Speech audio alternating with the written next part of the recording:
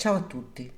Il primo rapporto sessuale di un narcisista può essere un'esperienza complessa e multiforme, influenzata profondamente dal suo disturbo di personalità.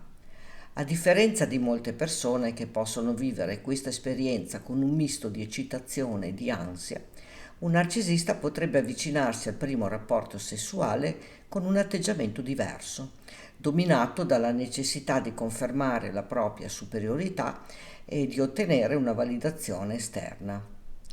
Potrebbe percepire il primo rapporto sessuale come un'occasione per dimostrare la propria eccellenza anche in questo campo. L'atto sessuale può essere considerato come una performance dove il narcisista sente il bisogno di dimostrare la propria abilità attrattiva e capacità di seduzione. Questo desiderio di eccellere può derivare dalla necessità di mantenere un'immagine perfetta di se stesso, che è una componente centrale del narcisismo. La scelta del partner per il primo rapporto sessuale può essere influenzata dalla visione narcisistica del mondo. Il soggetto di matrice narcisistica potrebbe scegliere una partner non tanto basandosi sull'attrazione o sulla compatibilità emotiva, ma piuttosto su quanto quella partner possa aumentare il suo prestigio sociale o confermare la sua autostima. Il partner potrebbe essere scelto per la sua bellezza, popolarità o status, piuttosto che per una connessione autentica. In alcuni casi il narcisista potrebbe scegliere un partner che percepisce come inferiore per poter esercitare un maggiore controllo e per sentirsi ancora più potente e dominante durante l'atto sessuale. Il primo rapporto sessuale di un narcisista è un evento carico di significati psicologici, dove l'atto fisico è solo una parte dell'esperienza complessiva. La dimensione psicosessuale gioca un ruolo cruciale, influenzando non solo il modo in cui il narcisista vive l'esperienza, ma anche le conseguenze emotive e relazionali che ne derivano. Il primo rapporto sessuale può essere vissuto come una conferma del proprio valore, la capacità di attrarre e di avere un rapporto sessuale con una partner può essere interpretata come una prova della propria superiorità e del proprio fascino. Questo bisogno di conferma può portare il narcisista a focalizzarsi su aspetti superficiali dell'esperienza, come la prestazione sessuale o l'apparenza fisica, piuttosto che sulla connessione emotiva. Potrebbe anche utilizzare il primo rapporto sessuale come un'opportunità per dimostrare a se stesso e agli altri di essere desiderabile e capace, rafforzando così l'immagine grandiosa che ha di sé. Una caratteristica chiave del narcisismo è la mancanza di empatia, che può avere un impatto significativo sul primo rapporto sessuale. Il narcisista potrebbe essere più concentrato su come l'esperienza sessuale lo fa sentire piuttosto che su come si sente la partner. Questo può portare ad una certa freddezza o distacco emotivo durante l'atto sessuale, dove la partner viene trattata più come un oggetto di gratificazione che come un essere umano con emozioni e desideri.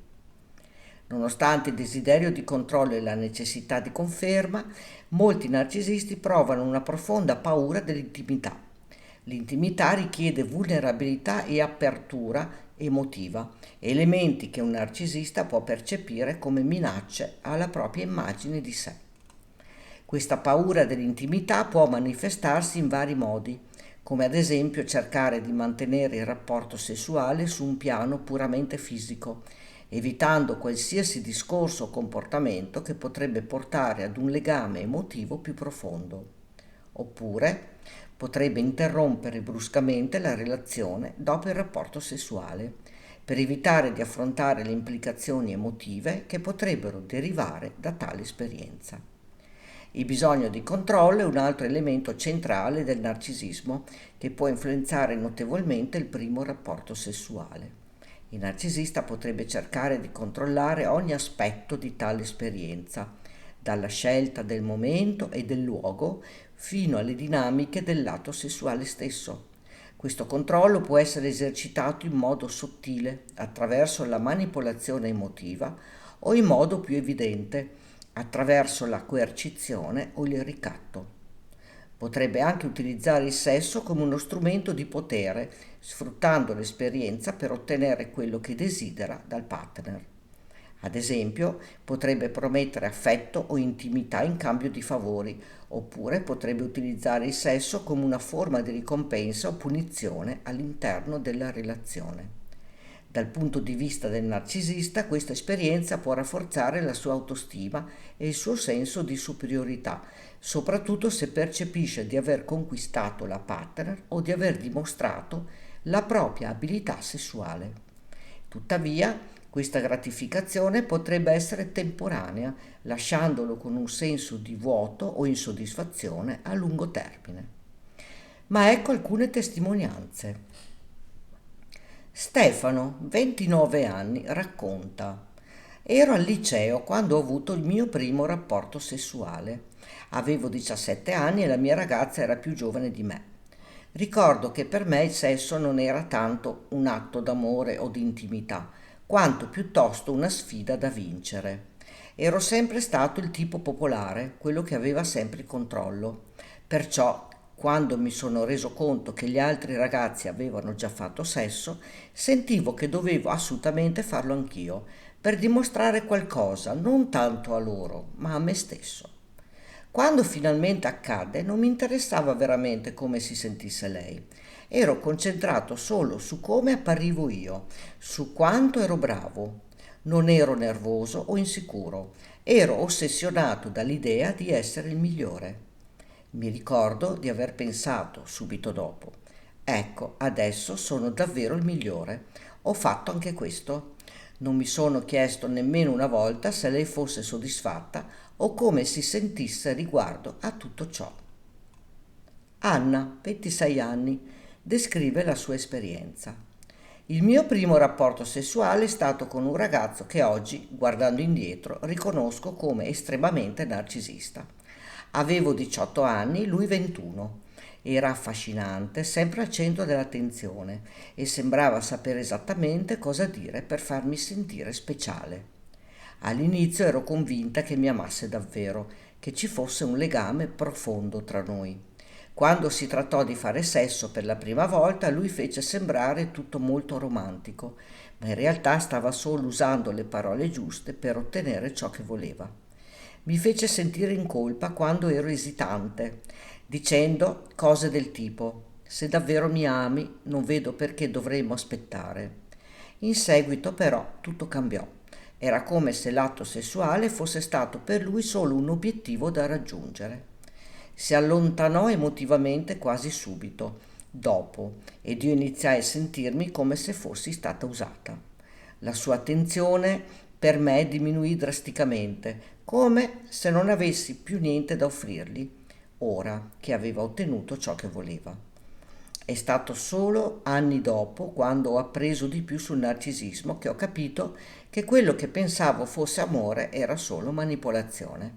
Mi aveva fatto sentire come se tutto ruotasse intorno a me, quando in realtà ero solo un mezzo per soddisfare il suo ego. Luca, 35 anni, ricorda: il mio primo rapporto sessuale è stato un'esperienza molto strana, soprattutto perché a posteriori mi rendo conto che avevo una grande paura dell'intimità. Avevo 20 anni, un'età in cui tutti i miei amici sembravano già avere esperienze sessuali. Mi sentivo come se dovessi farlo anch'io, non perché lo volessi davvero, ma perché era qualcosa che mi avrebbe fatto sentire più adulto, più forte. La ragazza con la quale l'ho fatto era molto dolce e affettuosa, ma io ero completamente distaccato. Durante l'atto mi sentivo quasi come se fossi un osservatore esterno, non emotivamente coinvolto.